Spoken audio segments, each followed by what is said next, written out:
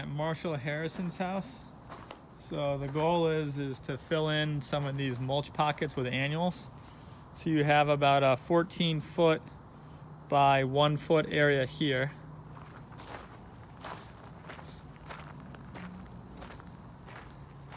We need to remove all the drip line off the salvia in here. So all the drip from the salvia has to be removed in here, and that's gonna make it look better. Then we can transplant 1, 2, 3 over in this area, 3 of those. And you have another pocket of annual, call it 10 feet by 1 foot in here. We need to add some more hostas in this area. So maybe some Pinka Stilbe. So I would say 3 Pinka Stilbe and another, I think you could do a different type of hosta in this area. So something that gives you more color. So I'd say 7 more hosta in this area for more color. I think that's pretty, that's fine.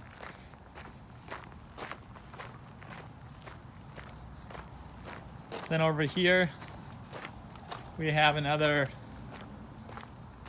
15-foot by 1-foot area for a pocket of annuals.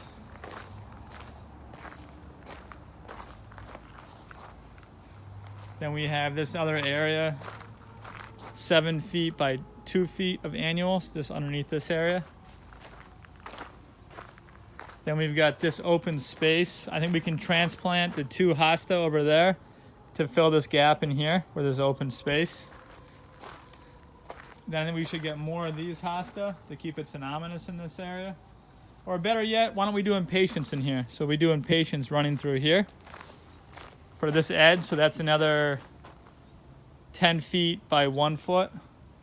And then on over here, maybe we fill in with more hosta, because there's even less sunlight right here. So 1, 2, 3, 4, 5, 6, 7, 8 more hosta. And then 1, 2, 3, 4, 5, 6, 7, 8 more hosta.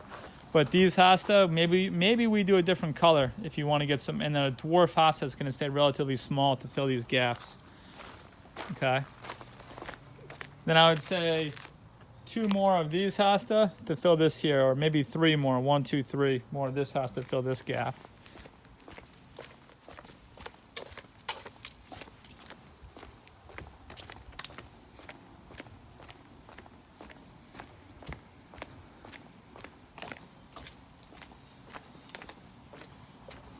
So we trimmed the tree for him.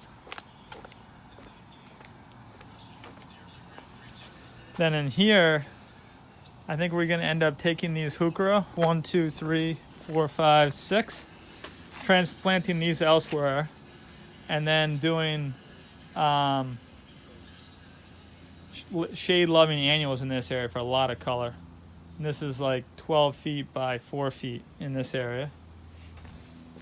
Potentially more impatiens for color. They'll do well in here. Running through this area, that's about a 10 foot by 1 foot area. Okay. Leave the iris on either end, 1 here and 1 here to anchor. Then transplant 1, 2, 3, 4, 5 iris elsewhere where they get sunlight. And then we have about a 9 foot by 30-inch area for long blooming perennials. I think I would take these Nepeta, there's 1, 2, 3, 4, 5, transplant them in here to fill any gaps we have. So this is one area of Nepeta, but this would be either a perennial or an annual pocket. That's only about 6 feet by 2 feet.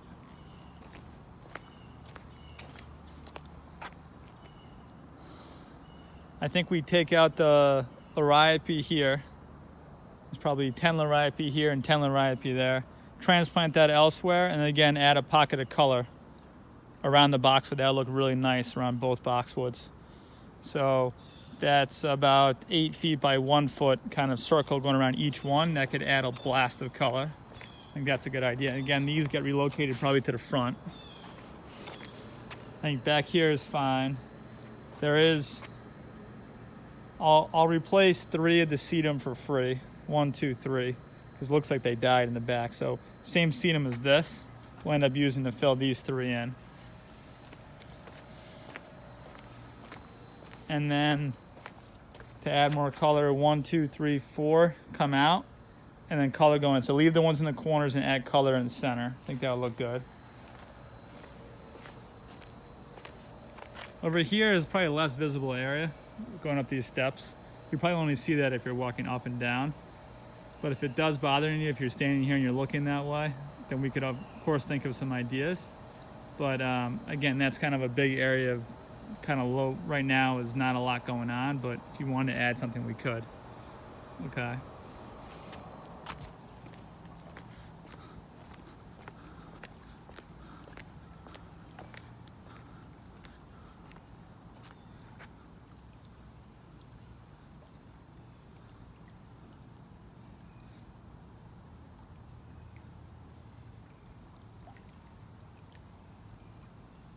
And the other area that kind of looks bleak, that you can make it look a lot better, it's pretty visible, is that one area behind the maple tree right there.